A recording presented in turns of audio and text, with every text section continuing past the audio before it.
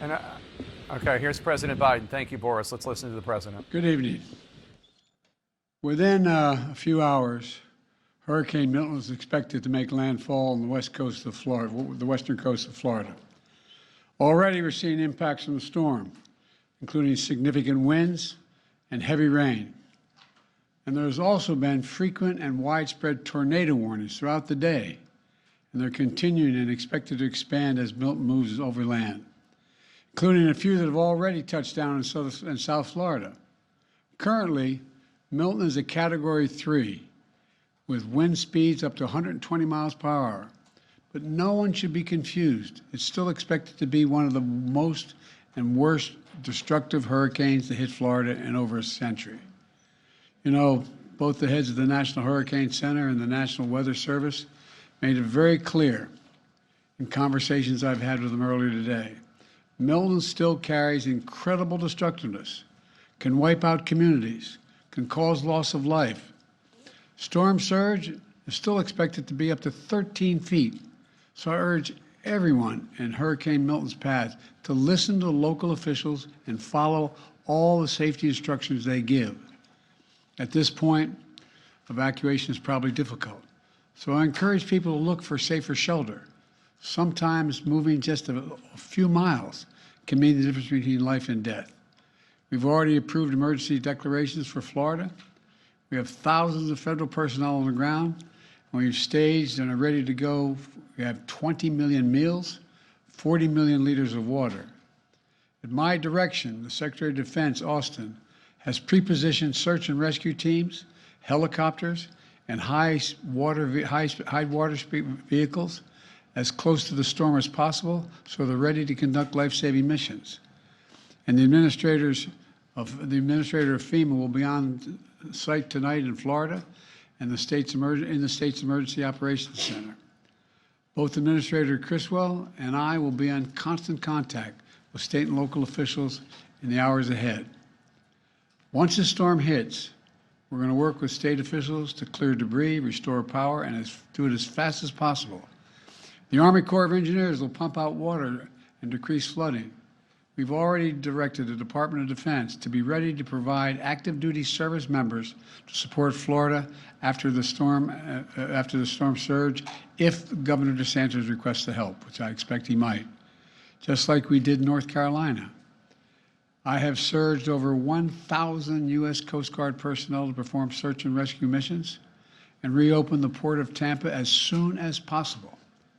Now, I want to reiterate a point I made clear earlier today to the folks who have been impacted by Helene. This impact, and will be now impacted by Milton. Over the last few weeks, there's been reckless and irresponsible and relentless promotion of disinformation and outright lies about what's going on. It's undermining confidence in the people in Florida and incredible rescue and recovery work that has been undertaken. Literally, there are thousands of fellow Americans who are putting their lives at stake and putting on the line to do the dangerous work that needs to be done now. And it's harmful to those who most need the help. Quite frankly, these lies are un-American, and there is simply no place for them. Not now, not ever. Former President Trump has led this onslaught of lies. Assertions have been made that property is being confiscated. It's simply not true.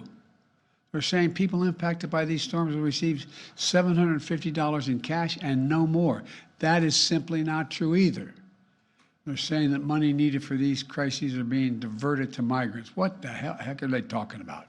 Stop it. It's outrageous. It's just not true.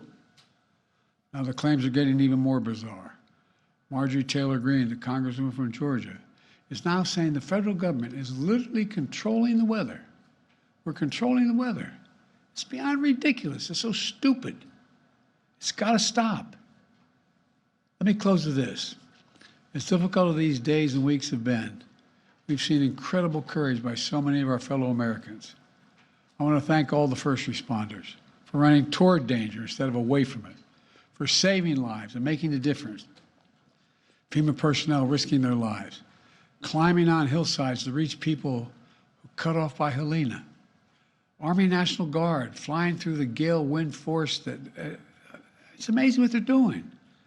Firefighters lifting collapsed wood and metal in an attempt to see if there are survivors, any survivors under the debris, risking their lives. Coast Guard teams rappelling from helicopters to rescue people and risking their own lives. There are countless friends and neighbors who have sacrificed for the greater good. Volunteers leaving their own families behind to help search for someone else's family. Fellow Americans looking out for one another. That's America at its very best. That's who we are. So my final message tonight is to the people of Florida and all the impacted states. We've got your back. We've got your back. And Kamala and I will be there for as long as it takes to rescue, recover, and rebuild. May God bless you all, and may God protect those serving in the eye of this storm on behalf of our nation. Thank you. Why do you think Trump is spreading Kremlin has misinformation? confirmed Why do you that think former Trump President Trump has is sent spreading testing kits misinformation? to President Putin during the height of the pandemic? Do you have a comment, sir? Why do you think Trump Speaking is? of un-American, Why do you think Trump is spreading misinformation? I don't know. I simply don't know. You can speculate, but I just find it, I know I've used the phrase more than I've used it ever in my whole career, un-American. It's un-American. It's not who the hell we are. What are they talking about? Sir, have you considered calling him and asking him to stop doing that? To stop spreading this? Oh, come on. Mr. President, does Governor DeSantis need to take Vice President Harris's calls? All I can tell you is I'm talking to Governor DeSantis. He's been very gracious. He's thanked me for all we've done. He knows what we're doing, and I think that's important.